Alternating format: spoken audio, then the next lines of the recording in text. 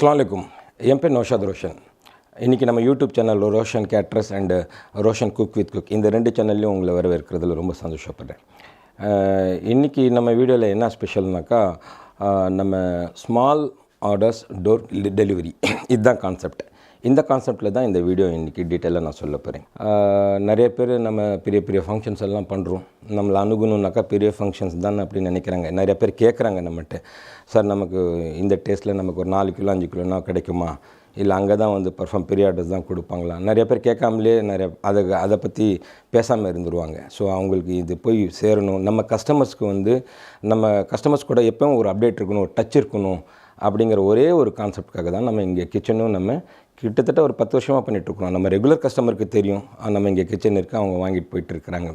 நம்மளுடைய இந்த லொக்கேஷன் எங்கே இருக்குனாக்கா, நம்மளுடைய குடோன் ஆஃபீஸு நம்ம கிச்சன் எங்கே இருக்குனாக்கா, சேலத்தில் ஃபேர்லேண்ட்ஸ் அழகாபுரம் போலீஸ் ஸ்டேஷன் பக்கத்தில் சாந்தம் காம்ப்ளெக்ஸ். அது கொட்டின மாதிரி டம்ரோ ஃபர்னிச்சர் இருந்தது தான் இப்போ வந்து லூயிஸ் ஃபிலிப் ஷோரூமாக இருக்குது. அந்த ஷோரூமுக்கு பக்கத்து சந்திலே வந்து 5வது பில்டிங் 5 ரோட்ஸ்லேருந்து வந்தீங்கன்னாக்கா சாந்தம் காம்ப்ளெக்ஸ் போகிற வழியில் அது சாரதா காலேஜ் ரோடும்பாங்க. சாந்தம் காம்ப்ளெக்ஸ்க்கு முன்னாடியே லெஃப்ட்டில் திரும்பினா 5வது பில்டிங். இது இந்த கிச்சனோட கான்செப்டே என்னென்னாக்கா, சின்ன பார்ட்டிஸ் நம்ம வீட்டில் 30 பேருக்கு 50 பேருக்கு 70 பேருக்கு 100 பேருக்குன்னு சின்ன ஃபங்க்ஷன்ஸ் இருக்கும். ஆஃபீஸில் இருக்கும், காலேஜஸில் இருக்கும், பர்த்டே, வளகாப்பு, இல்லை பொண்ணு வீட்டுக்காரங்க மாப்பிள்ளை வீட்டுக்காரங்க வராங்க, ஃப்ரெண்ட்ஸோட கெட் டுகெதரு. அதே மாதிரி காலேஜில் சின்ன ஆர்டர்ஸ் இருக்கும், பேங்க்ஸில் இருக்கும். அந்த மாதிரி நிறையா போயிட்டுருக்கு. அவங்களுக்கு இந்த 5 kilo biryani, 3 kilo biryani, 10 kilo பிரியாணின்னு கேட்பாங்க. அவங்களுக்கு நம்ம பர்மனெண்ட் ஸ்டாஃபுங்க நம்ம கிச்சனில் இருப்பாங்க. நிறைய பேருக்கு இப்போ உங்கள் வீட்டில் ஒரு 5 கிலோ பிரியாணி தான் தேவை இருக்குது, ஒரு சின்ன ஃபங்க்ஷன் அப்படின்னா ஒரு சமையல்காரனை கூப்பிட்டாங்கன்னா நிறைய பேர் வரதுக்கு யோசிப்பாங்க. ஏன்னா அந்த 5 கிலோவில் போய் என்னடா லேபர் கிடைக்கும், எனக்கு பெரிய வேலை கிடைச்சா நம்ம போய் பண்ண முடியாது அப்படிங்கிற மாதிரி நிறைய பேர் வரதுக்கே தயங்குவாங்க. அப்படியே கிடைச்சாலும் அவங்களுக்கு வந்து லேபர் கொடுத்து மசாலா, காய்கறி, மட்டன் எல்லாம் வாங்கி கொடுத்து அப்போ பார்க்கும்போது காஸ்ட் இதோட நம்மளோட 50-60% அதிகமாகிடும். அதுவும் என்ன டேஸ்ட்டில் வருங்கிறது அன்றைக்கி தான் தெரியும்.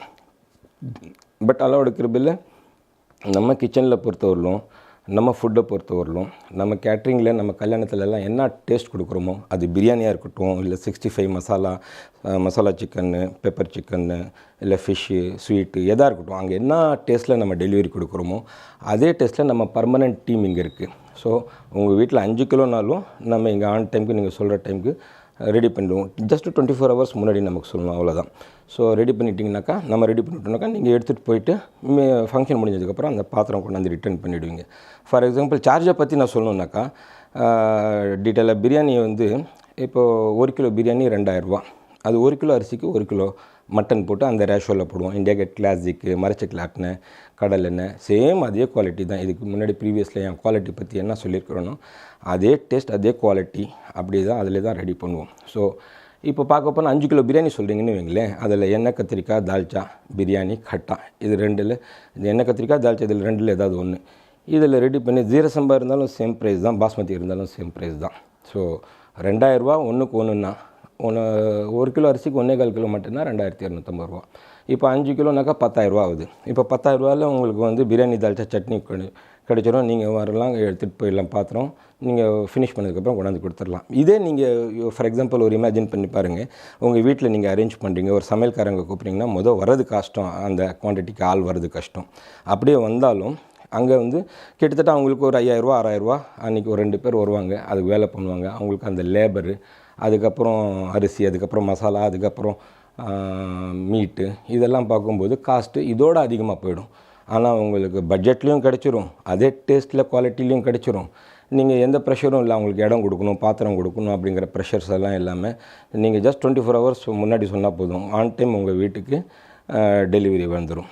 ஸோ அதே மாதிரி தான் ஸ்டார்டர் சிக்கன் எடுத்துட்டோம்னாக்கா கிலோ 30, 300 ரூபா, 400 ரூபா, 500 ரூபான்னு வெரைட்டிஸ்க்கு தகுந்த மாதிரி இருக்குது. 65னாக்கா ஒரு ப்ரைஸு, பெப்பர் சிக்கன்னாக்கா 500, கிரேவினாக்கா 550, 600, லெக் பீஸ்னாக்கா 80 ரூபா, ஃபிஷ்ஷுனா 80 ரூபா ஒரு பீஸ். எத்தனை பீஸ் சொல்கிறாங்களோ அத்தனை பீஸு.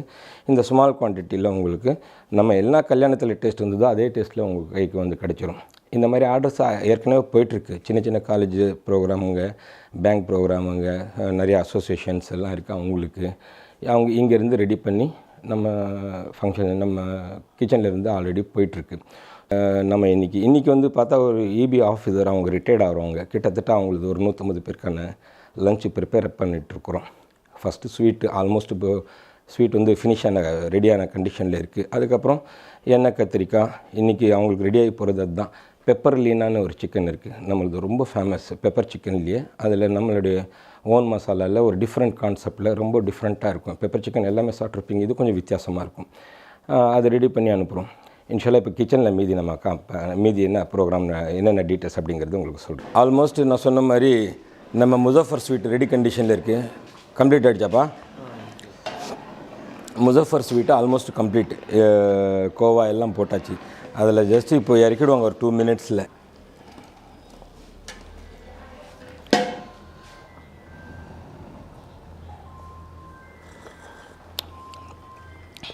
माशाअल्लाह बिल्कुल ठीक है.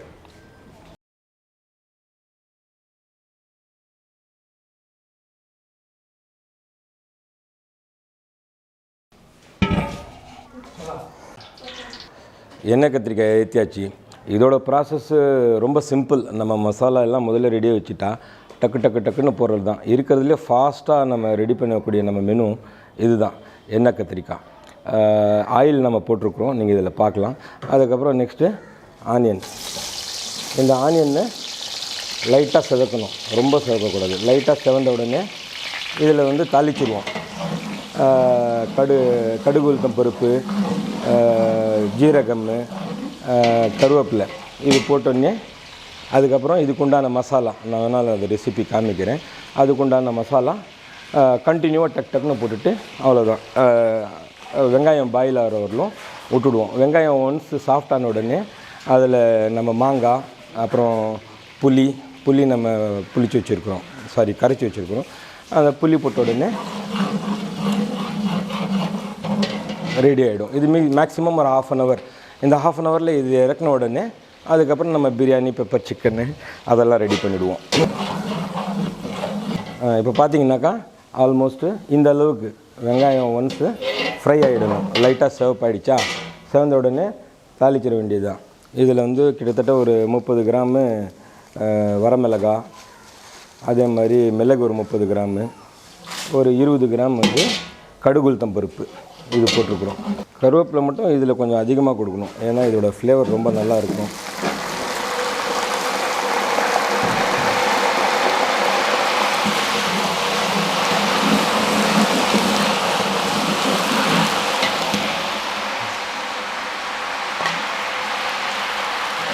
மேக்ஸிமம் ஒரு நிமிஷம்தான். இதுக்கப்புறம் போட வேண்டியதெல்லாம் போட்டுடலாம். பூண்டு கிட்டத்தட்ட ஒரு 250 கிராம் அளவுக்கு நம்ம இதில் பூண்டு இதில் ஆட் பண்ணுறோம். வெந்தயம் ஜீரகம் ரெண்டுமே நம்ம ரோஸ்ட் பண்ணி பவுடர் பண்ணி வச்சுருக்குறோம். இது வந்து ஒரு கிட்டத்தட்ட ஒரு 40 கிராம் வெந்தயம் ஜீரகம் ரெண்டுமே வந்து நம்ம ஃப்ரை பண்ணிவிட்டு அதுக்கப்புறம் மிக்சியில் போட்டு பவுடர் பண்ணியிருக்கு. இந்த குவான்டிட்டி வந்து கிட்டத்தட்ட எத்தனை பேருக்குனாக்கா ஒரு 150 பேர் இல்லை 200 பேருக்கு போதுமான குவான்டிட்டி இது. வெள்ளை எள்ளு போடு. வெள்ளை எள்ளும் வறுத்த கடலை. வெள்ளை எள்ளு வறுத்த கடலை இது வெள்ளை எள்ளு ஒரு 150 கிராமு, வறுத்த கடலை வந்து ஒரு 250 கிராமு. இதுவும் வந்து நம்ம மிக்சியில் அடித்து வச்சுருக்குறோம். இப்போ அது போட்டோம். மிளகாத்தூள், மல்லித்தூள், கல்லுப்பு இது எல்லாமே ஈச் வந்து ஒரு 125 கிராம் ஈச். இது ஒரு 125 கிராம் மல்லித்தூள், மிளகாத்தூள் 125, கல்லுப்பு ஒரு 125 கிராம். தக்காளி ஒரு 2.5 கிலோ, 1.5 கிலோ பெரிய வெங்காயம் இது வந்து நம்ம மிக்சியில் அடித்து வச்சுருக்குறோம்.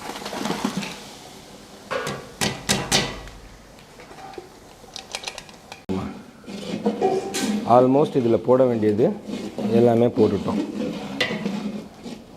கத்திரிக்காய் போட்டுருமா? கத்திரிக்காய் நம்ம தால்ச்சானாக்கா கொஞ்சம் நீட்டமாக வருது, அந்த கத்திரிக்காய் கொடுப்போம். கட்டானாக்கா இந்த மாதிரி வயலட் கலரில் இருக்கிற உருட்டின கத்திரிக்காய் இந்த மாதிரி 4 வெட்டி கட்டாக்கு இந்த மாதிரி கத்திரிக்காய் தான் ரொம்ப டேஸ்ட்டாக இருக்கும். ஒரு 2 லிட்டர் தண்ணி போட்டு, இது பிரியாணிக்கு மட்டும் இல்லை, நீங்கள் ட்ரை பண்ணி பாருங்கள். இட்லிக்கு, தோசைக்கு, அவ்வளோ டேஸ்ட்டாக இருக்கும். நான் பிரியாணியோட அதிகமாக இதை வந்து இட்லி தோசையில் ரொம்ப விரும்பி சாப்பிடுவேன். நம்ம கேட்ரிங்கில் இது டேஸ்ட் பண்ணவங்களுக்கெல்லாம் அது தெரியும்.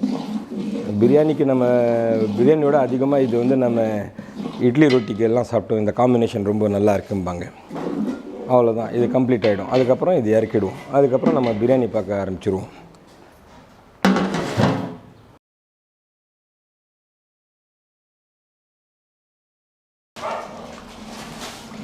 இப்போ பிரியாணி கொஞ்சம் நேரத்தில் ஏற்ற போகிறோம்.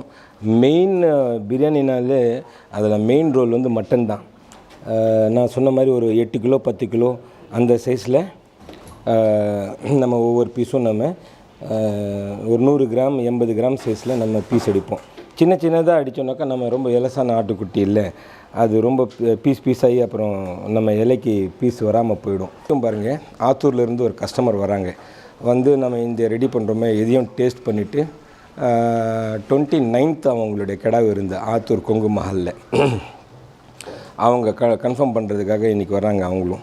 ஸோ அந்த மாதிரி நேரத்தில் எல்லாம் என்னென்னாக்கா, இப்போ நான் சார்ஜஸ் சொல்லியிருந்தேன் பார்த்தீங்களா, 2000 2250 ரூபா கிலோ பிரியாணின்னு. இப்போ கிடா விருந்தில் என்னென்னாக்கா கறி அவங்க கொடுப்பாங்க, அவங்க கிடா வாங்கியிருப்பாங்க, அவங்க வெட்டுவாங்க. அப்போது அந்த நேரத்தில் நம்ம என்ன பண்ணுவோம்னாக்கா, மீட்டோட வேல்யூ, மட்டனோட வேல்யூ, இப்போ 100 கிலோ மட்டன் போடுறோம் அப்படின்னாக்கா குத்து மதிப்பாக ஒரு 75,000 ரூபா. அந்த 75,000 ரூபா வந்து 100 கிலோ பிரியாணியில் 100 கிலோ மட்டன் போடுறோம்னாக்கா 75,000 ரூபா மட்டன் ஆகிடும். 1 கிலோ 750 ரூபானாக்கா 75,000 ரூபா ஆகிடும். அந்த 75,000 ரூபா வந்து நம்ம டோட்டல் வேல்யூவில் லெஸ் பண்ணிவிடுவோம். ஏலக்காய் முதல்ல பிரியாணியில் 20 கிலோனா ஒவ்வொன்றும் 20 கிராம் லவங்கம், பட்டை, ஏலக்காய் ஈச் 20 கிராம்.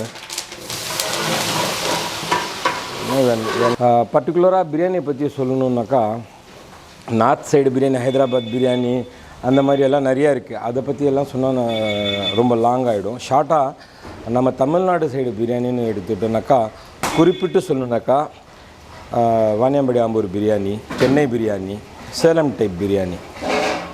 இதில் வந்து நான் வடி பிரியாணியை பற்றி சொல்லிகிட்ருக்கிறேன். அரிசி வடித்து மசாலாவில் போடுவாங்க, அந்த பிரியாணியை பற்றி சொல்ல போகிறேன்.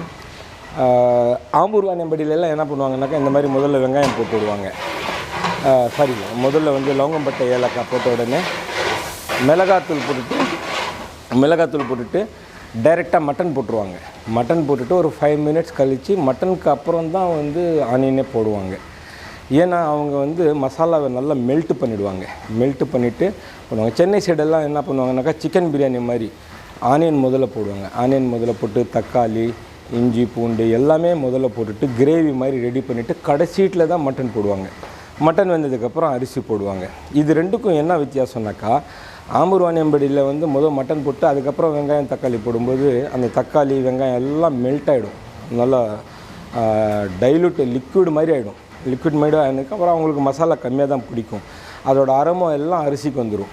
பட் சென்னை சைடில் வந்து முதல்ல வெங்காயத்தை நல்லா ஃப்ரை பண்ணிக்குவாங்க, அதுக்கப்புறம் மசாலா எல்லாம் போடுவாங்க, அதுக்கப்புறம் மட்டன் போடுவாங்க. அப்போ என்ன ஆகுனாக்கா, உங்களுக்கு மசாலா தனியாக டேஸ்ட்டுக்கு கிடைக்கும்.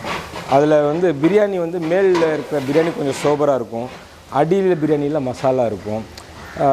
அடி பிரியாணி ஒரு டேஸ்ட்டில் இருக்கும், மேல் பிரியாணி வந்து கொஞ்சம் சோபரான டேஸ்ட்டில் இருக்கும். அப்படி இருந்தாலும் நம்ம இலைக்கு போடும்போது அப்போது சிலர் யோசிப்பாங்க, மேல் பிரியாணி போகிறவங்களுக்கு கொஞ்சம் சோபரான டேஸ்ட்டு, அடி பிரியாணி போகிறவங்களுக்கு மசாலாவான டேஸ்ட் வருதுன்னு. அப்படி கிடையாது. பிரியாணி எப்படி சமைக்கிறது ஒரு கலையோ, அதே மாதிரி பிரியாணி வந்து பரிமாறுறது, பிரியாணி வந்து கழட்டுறது, அது ஒரு கலை. நம்ம பிரியாணி வந்து பேசனில் கழட்டும் போது என்ன பண்ணுவோம்னாக்கா, அடி பிரியாணி ஒரு 2 கக்பீர் போடுவோம், சென்டர் பிரியாணி ஒரு 2 கக்பீர் போடுவோம், மேல் பிரியாணி ஒரு 2 கக்பீர் போடுவோம். அது இலைக்கு போகும்போது அவங்களுக்கு 3 விதமாகவும் வரும். ஸோ அந்தாண்ட கொஞ்சம் ட்ரையாக இருக்கிற பிரியாணி சாப்பிடும்போது சோபரான டேஸ்ட்டு, மசாலா கலந்த பிரியாணி ஒரு டேஸ்ட்டு, மிடில் இருக்கிற பிரியாணி ஒரு டேஸ்ட்டு. அப்போது வந்து இலையில் நம்ம இவ்வளோ பிரியாணி வைக்கிறோன்னாக்கா அதில் 2-3 வகையான டேஸ்ட்டு நம்ம சாப்பிட டிஃப்ரெண்ட்டாக கிடைக்கும். அது ஒரு தனி கலை. ஆனால் சேலத்துலலாம் நிறைய பேர் என்ன பண்ணுவாங்க, தம் பிரியாணி, தப்பு கிடையாது, அதுவும் ரொம்ப டேஸ்ட்டானது பிரியாணி. அது அடி பிரியாணியிலேருந்து மேல் பிரியாணி வரலும் எல்லாம் ஒரே டேஸ்ட் இருக்கும், தப்பு கிடையாது, அதுவும் டேஸ்ட்டாக இருக்கும். சிலர் அந்த மாதிரி விரும்புகிறவங்களும் இருக்கிறாங்க, சிலர் இந்த மாதிரி விரும்புகிறவங்களும் இருக்கிறாங்க.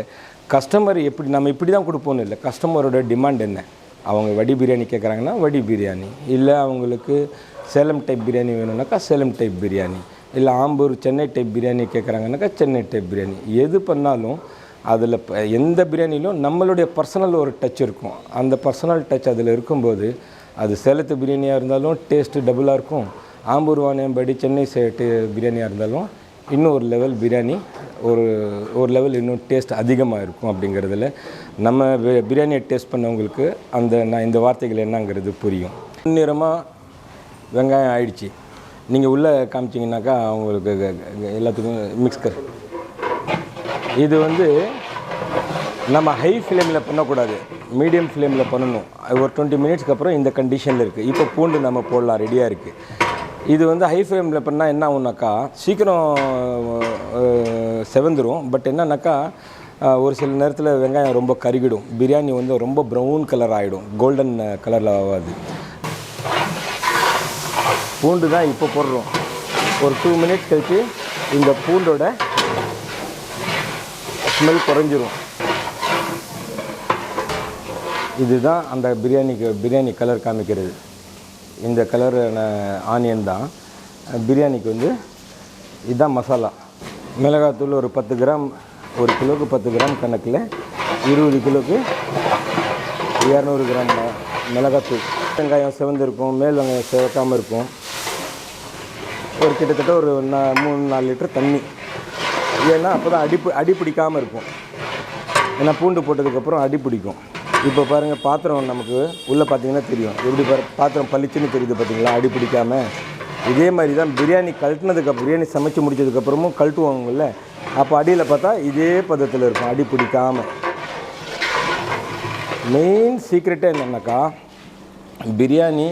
பிரியாணியில் மட்டன் ரொம்ப சாஃப்டாக இருக்கணும். அது மட்டன் சாஃப்டாக இருக்கிறதுக்கு காரணம் நாட் ஒன்லி எலசான ஆடுக்குட்டி போடுறோங்கிறது மட்டும் கிடையாது ரீசன்னு. நம்ம ஸ்லோ ஃப்ளேமில் பண்ணணும். ஸ்லோ ஃப்ளேமில் பண்ணும்போது இப்போ நீங்கள் கீழே அடியில் காமிப்பாங்க, விறகு ரொம்ப கம்மியாக தான் இருக்கும். ஸ்லோ ஃப்ளேமில் காமிக்கும்போது ஆட்டோட கறி ரொம்ப சாஃப்டாக இருக்கும். ஹை ஃப்ளேமில் பண்ணும்போது என்னன்னாக்கா கட்டியாகிடும், கட்டியாகிடும், நிறையா பீசஸ் உடையும்.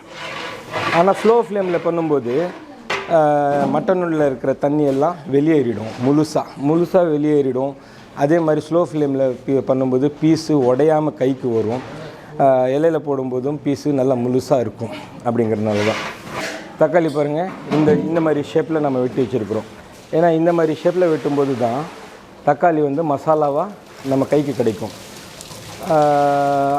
ஆம்பூர் வாணியம்பாடி சைட்லலாம் என்ன பண்ணுவாங்கனாக்கா தக்காளி ஸ்லைஸ் மாதிரி பண்ணுவாங்க. தட்டுவடை என்ன ஷேப்பில் இருக்குது, சப்பட்டையாக, அந்த மாதிரி ஷேப்பில் வெட்டுவாங்க. அப்படி பண்ணுறதுனால என்னன்னாக்கா தக்காளி முழுசாக மெல்ட் ஆகிடும்.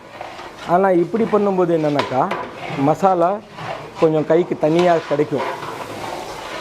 அது விரும்பி சாப்பிட்றவங்க நிறைய பேர் இருக்கிறாங்க. கல்லுப்பு போடு, இஞ்சி போடுப்பா. ஒரு 30 கிராம் சைஸ் அளவு ஒரு கிலோவுக்கு நம்ம கல்லுப்பு போட்டுருக்குறோம். இஞ்சி அப்படி தான், ஒரு கிலோவுக்கு 100 கிராம் இஞ்சி, 20 கிலோவுக்கு 2 கிலோ. தயிர் போடுப்பா. 4 லிட்ரு டைரெக்டாக போடு. 4 லிட்ரு தயிர், 4 லிட்ரு தயிர் போடு.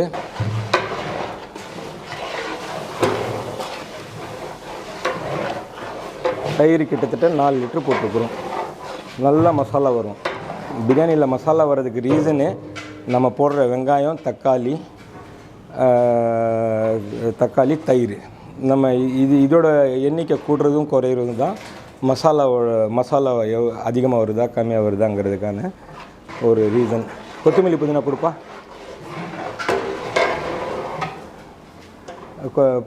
போடு, ஒரு 3 கை போடு. அந்த மாதிரி 3 கை போடு. அதே மாதிரி பச்சை மிளகா போடு. கொஞ்சம் நேரத்தில் சாஃப்ட் ஆகிடும் தக்காளி. அதுக்கப்புறம் மட்டன் போட்டுடலாம். இப்போ கவனிச்சிருப்பீங்க, நான் ஆல்மோஸ்ட்டு வாணியம்பாடி சென்னை சைடு டைப்பில் தான் பண்ணிகிட்ருக்கிறேன். சென்னை டைப் என்னென்னாக்கா முதல்ல எல்லாமே மசாலா போட்டுட்டோம், இப்போ கடைசியாக மட்டன் போட்டுருக்குறோம். இதனால் என்னென்னா மட்டன்னு பிரியாணியில் மசாலா நல்லா வரும். மட்டன் மேக்ஸிமம் ஒரு 15 மினிட்ஸ் ஒரே தம்மில் சாஃப்ட் ஆகிடும். இப்போ நீங்கள் பார்த்துருப்பீங்க, ஆல்மோஸ்ட் பிரியாணியில் போட வேண்டிய எல்லா மசாலாவும் நம்ம இதில் போட்டுட்டோம். இதில் போட வேண்டியது எலுமிச்சப்பழம் மட்டும்தான். அது வந்து மட்டன் சாஃப்ட் ஆனதுக்கப்புறம், மட்டன் வெந்ததுக்கப்புறம் போடுவோம். அதே பக்கத்தில் இந்த பக்கத்தில் இருக்கிற இந்த பாத்திரத்தில் பார்த்திங்கனாக்கா ஒலைக்கு தண்ணி ஏற்றிருக்கிறோம். இதில் வந்து கிட்டத்தட்ட நம்ம ஒரு 80 லிட்டர் தண்ணி ஊற்றிருக்கிறோம். 20 கிலோ பிரியாணிக்கு அரிசிக்கு 80 லிட்டர் தண்ணி. அதுவும் மினரல் வாட்டர் தான் நம்ம இதில் யூஸ் பண்ணுவோம். இது கொதி வந்த உடனே அரிசி வந்து இதில் போட்டு ஒரு 50% தான் வேக விடுவோம். 50% வெந்த உடனே அரிசியை ஃபில்டர் பண்ணி நம்ம அதில் போட்டு தம்மு போட்டுடுவோம். ஒன்ஸ் இங்கே மட்டன் நம்ம போட்டுட்டோமா, அதே டைமிங்கில் என்ன பண்ணுவோம், அரிசியில் தண்ணி விட்டுடுவோம். இந்த மட்டன் வேகிறது 20-25 நிமிஷம் மேக்ஸிமம். அந்த டைமிங்க்கு அரிசியும் ஊற வச்சுருவோம். 20 லிட்ரு இதில் நம்ம வந்து அதிலேருந்து தண்ணி, சூடான தண்ணி இதில் போட்டு இதில் கறி இப்போ வேக விட்டுடுவோம். மேக்ஸிமம் ஒரு 15 மினிட்ஸ். இப்போ மூடி விட்டுட்டோம்னாக்கா ஒரு 15 மினிட்ஸ் மேக்ஸிமம். ஒரு தம், ஒரே தம்மில் வந்து இன்ஷல்லா மட்டன் ரொம்ப இலசுங்கிறனால வெந்துடும். சில நேரத்தில் கொஞ்சம் முத்தின ஆட்டுக்கறி கிடச்சிரும். அப்போ என்னன்னாக்கா இன்னொரு தம் விடுவோம். அந்த 10-15 மினிட்ஸில் இங்கேருந்து ஸ்டீம் வரும். ஸ்டீம் வந்துச்சுனாலே ஒரு தம் ஆகிடுச்சின்னு அர்த்தம். 99% அதுலேயே வந்து 75% நமக்கு மட்டன் வெந்துடும். மீதி 25% வந்து நம்ம அரிசி போட்டு தம்மு போடுவோம் பார்த்திங்களா பிரியாணியை, அதில் அந்த 100% பிரியாணி தம்மு கூடுறதில் அந்த தம்லேயே வந்து மட்டனும் சாஃப்டாக வெந்துடும். அரிசி இதில் போட்டாச்சு. புதினாவும் கொத்தமல்லி மேக்ஸிமம் ஒரு 4-5 மினிட்ஸ், அவ்வளோதான். 4-5 மினிட்ஸ் நம்மளுது வந்து ஒரு 60% அரிசி வந்து பாயில் ஆகிடும். அரிசி 50% பாயில் ஆகிடுச்சிங்கிறது நம்ம தெரிஞ்சுக்கிறது எப்படின்னாக்கா, நம்ம பச்சையாக இருக்கும்போது அரிசி என்ன சைஸ் இருந்துச்சோ அதோட டபுள் சைஸ் ஆகிடும். போட்டுட்டு லைட்டாக கிளறி விட்டுட்டே இருக்கணும். ரொம்ப கிளறக்கூடாது, லைட்டாக ஸ்லோவாக கிளறணும். ஏன்னா பாஸ்மதி அரிசியை பொறுத்தவரையிலும் நம்ம உடையாமல் எடுக்கணும். ஆல்மோஸ்ட் டபுள் சைஸ்க்கு அரிசி ஆகிடுச்சி.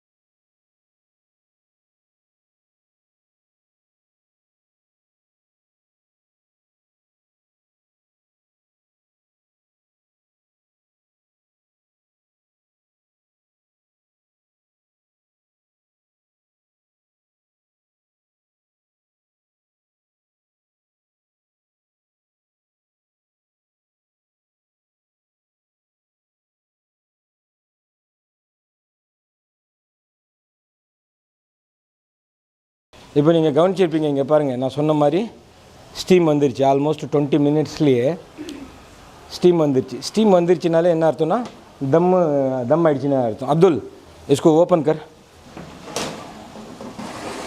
பிஸ்மில்லாஹ்.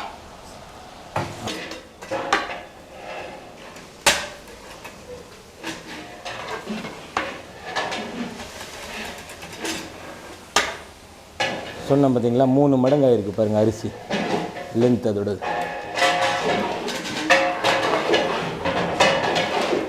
மேலே இருக்கிற அரிசியெல்லாம் அப்படியே பரட்டி போடணும். ஏன்னா மேலே நம்ம தம்முக்கு நெருப்பு போட்டனால மேல் அரிசி மட்டும் கொஞ்சம் ரஃப்பாக இருக்கும். அது இப்படி திருப்பி போட்டோம்னாக்கா 2 மினிட்ஸில் அந்த அரிசியும் வந்து சாஃப்ட் ஆகிடும்.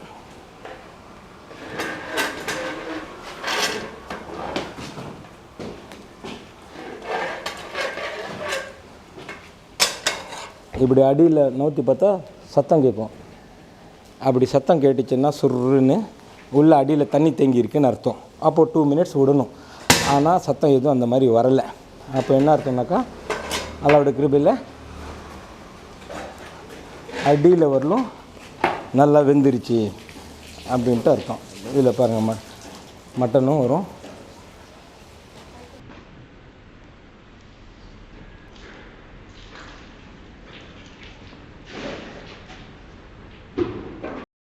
மசாலா, இது பிளாக் மசாலாம்போம். இதில் பல விதமான லவங்கம், பட்டை, ஏலக்காய், ஜாதி பத்திரி, பிரியாணி இலை, அதுக்கப்புறம் பிளாக்கு கடமன்போம், ஏலக்காய் பிளாக்கு, பட்டையில் 2 வகை பட்டை, ஜாதிப்பூ, இத்தனையும் நம்ம ரோஸ்ட் பண்ணி இதில் இந்த மசாலா ரெடி பண்ணுறோம். இது ஆக்சுவலி எல்லா கேட்ரிங்கில் ஹோட்டலில் கிடைக்காத ஐட்டம். நார்மலி இது இது இது பெப்பர்லினாங்கிற சிக்கன். இதுக்கு நம்ம பேர் கொடுத்ததுக்கு ரீசனே என்னென்னாக்கா, நம்ம ஒவ்வொரு வாட்டியும் புதுசாக ஏதாவது டிஷ்ஷு நம்ம ட்ரை பண்ணுவோம். அது ட்ரை பண்ணி ரெடி பண்ணுவோம் டிஃப்ரெண்ட் மசாலா கொடுத்து. அது கஸ்டமருடைய ஃபங்க்ஷனில் பண்ணோன்னாக்கா அந்த ஃபஸ்ட்டு ட்ரையல்லே சரியில்லைனாக்கா பேர் கெட்டு போயிடும். அதனால் என்ன பண்ணுவோம், நம்ம கிச்சனில் நம்ம இது ரெடி பண்ணுவோம். நம்ம கிச்சனில் வந்து மேபி உங்களுக்கு தெரிஞ்சிருக்கும், என் ப்ரீவியஸ் வீடியோவில் பார்த்தீங்கன்னாக்கா எனக்கு 2 பசங்க ஒரு பொண்ணு, ரெண்டு பசங்க ஒரு பொண்ணு. அலினாங்கிற பொண்ணு, அஃபான் அனஸ்ங்கிற பையன். அலினாவோட பர்த்டேயில் தான் ஒரு நம்ம வீட்டு ஃபங்க்ஷன் தானே, என்ன புதுசாக இருக்கட்டும், ஒரு வித்தியாசமாக இருக்கட்டும் அப்படின்ட்டு இந்த சிக்கனை நம்ம ட்ரை பண்ணோம். அப்போது அது ரொம்ப மைண்ட் ப்ளோவிங்காக இருந்தது. சாப்பிட்டவங்க எல்லாம், உங்கள் பொண்ணுக்கு ஃபங்க்ஷனுக்கு மட்டும் இவ்வளோ டேஸ்ட்டாக பண்ணீங்க, இது ரொம்ப டிஃப்ரெண்ட்டாக இருக்குது அப்படின்னாங்க.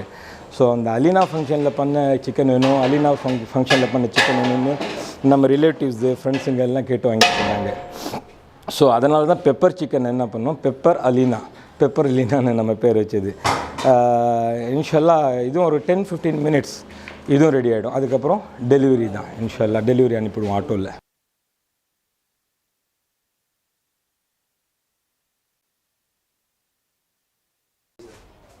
பிரியாணி ரெடியாகி வந்துடுச்சு. நான் சொன்னேன் பார்த்தீங்களா, இது வந்து மேல் சாப்பாடு கொஞ்சம் சோபராக இருக்கும். அதே மாதிரி இந்தாண்டு இருக்கிறதெல்லாம் கொஞ்சம் மசாலாவோடு இருக்கும். இது வந்து கொஞ்சம் ஆடி சாப்பாடு எல்லாம் கலந்து இந்த மாதிரி இருக்கும். சுட இருக்குது. இப்போ நான் இதை டேஸ்ட் பண்ணி இன்ஷால்லா உங்களுக்கு தெரியப்படுத்துகிறேன் இப்படி இருக்குன்ட்டு. என்னடா இவன் மட்டுமே சாப்பிட்றான்னு நினைக்காதீங்க. நான் சாப்பிட்டு நல்லா இருந்தால் நல்லா இருக்குன்னு தான் சொல்லுவேன். எல்லாமே அப்படி தான் சொல்லுவாங்க. பட்டு பிரியாணி தம் அடித்த உடனே இந்த மாதிரி சாப்பிட்றோம் பார்த்தீங்களா, அதுக்கெல்லாம் ஒரு தனி கொடுப்பனை வேணும். அந்த அதிர்ஷ்டம் நமக்கு ரொம்ப அதிகம். கேட்ரிங் ஆரம்பித்தனால பிரியாணி தம் உடைச்ச உடனே அப்படி சாப்பிட்றது. அது நம்ம சாப்பிட்றது எப்படின்னாக்கா, ஒரு பீஸ் பாருங்கள் எவ்வளோ சாஃப்டாக இருக்குது, சூடாக இருக்குது, தொட முடியல. இப்படி தொட்டால் சாஃப்டாக பிரியுது பார்த்தீங்களா. இந்த மாதிரி ஒரு பீஸு கொஞ்சம் மசாலா கலந்த சாப்பாடு. பிளேட்டும் பிடிக்க முடியல, அவ்வளோ சூடாக இருக்குது. ஸோ கொஞ்சம் மசாலா பார்த்தீங்களா, இதுதான் மசாலா. கொஞ்சம் மசாலா, கொஞ்சம் இந்த மட்டன் பீஸு, கொஞ்சம் இந்த பிரியாணி ரைஸு எல்லாம் சேர்த்து ஒரு வை. சின்னதாக எல்லாம் சாப்பிடக்கூடாது. சமைக்கிறது எப்படி ஒரு ஆட்டோ, பரிமாறுறது எப்படி ஒரு ஆட்டோ, அதே மாதிரி சாப்பிட்றதும் ஒரு ஆட்டு. சும்மா காலேஜில் படிக்கிற பொண்ணு மாதிரி இத்துளூண்டி எடுத்து வாயில் வச்சு பார்த்தாலாம் டேஸ்ட்டு. பிரியாணினா நல்ல பெரிய வாயாக எடுத்து வைக்கணும். பெரிய, தமிழில் என்ன சொல்லுவாங்க தெரியல, உருதுவில் நிவாலாம்போம். இந்த மாதிரி பெரிய நிவாலா சூடாக இருக்குது, அதனால் டைம் எடுத்துகிட்ருக்கிறேன். பிஸ்மில்லா.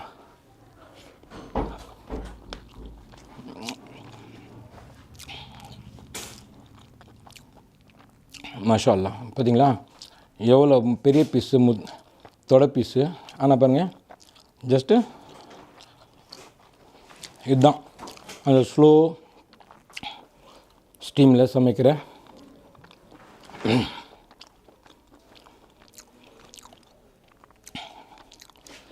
மேடம். இன்றைக்கி ஈபியில் பூங்குடிங்கிற மேடம் தான் இன்றைக்கி ரிட்டையர்ட் ஆகிறாங்க. அவங்களோட ரிட்டையர்மெண்ட் பார்ட்டி தான் இன்றைக்கி.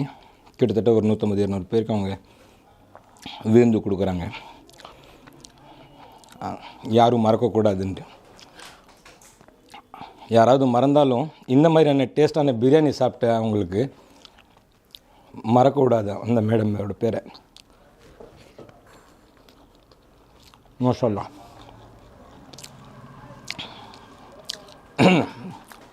12:45 ஆகிடுச்சு.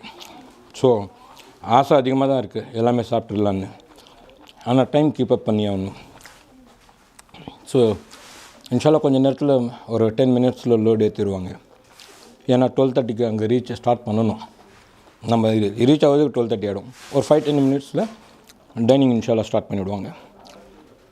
இந்த மாதிரி உங்கள் வீட்டு ஃபங்க்ஷனும் சின்ன ஆர்டர் எந்த வகையான ஆர்டராக இருந்தாலும் சரி, இந்த மாதிரி ரொம்ப சிம்பிளான உங்கள் உட்காந்த இடத்துல இருந்து ஒரு ஃபோன் கால் என்எஃப். இந்த மாதிரி டேஸ்டான சாப்பாடு ஆன் டைமுக்கு உங்கள் வீட்டுக்கு வந்து சேரும். 2 லைன் தான், அது எல்லாருக்கும் பொருந்தும். எதை சமைச்சாலும் சரி ரசித்து சமைக்கணும். அந்த 2 லைன் என்னென்னா, ரசித்து சமைத்தால் ருசித்து சாப்பிடலாம். மாமியார் பாட்டுக்கும் சொல்லிட்டு போய் டிவி பார்த்துட்ருக்குறாங்கன்னு மூஞ்சை தூக்கிட்டு மருமகள் சமைச்சிட்ருப்பாங்க. அந்த மாதிரி சமைச்சா அது டேஸ்ட் வராது. சாப்பிட்றவங்க மனசு குளிரணும், அவங்க வயிறு நிரம்பி சாப்பிட்ணும் அப்படிங்கிற ஆசையில் ரசித்து சமைச்சா எல்லா உணவும் ருசித்து சாப்பிட்லாம். இன்ஷால்லா நெக்ஸ்ட் வீடியோவில் ரொம்ப சீக்கிரம் சந்திப்பேன். Roshan caterers and Roshan cook with cook நம்ம இந்த 2 சேனல்லையும் ப்ளீஸ் நீங்கள் சப்ஸ்கிரைப் பண்ணுங்கள், இந்த வீடியோவை ஷேர் பண்ணுங்கள். உங்கள் கமெண்ட் என்னங்கிறது கமெண்ட் பாக்ஸில் நீங்கள் பதிவு பண்ணுங்கள். அஸ்ஸலாமு அலைக்கும் வரஹ்மத்துல்லாஹி வபரகாத்துஹு.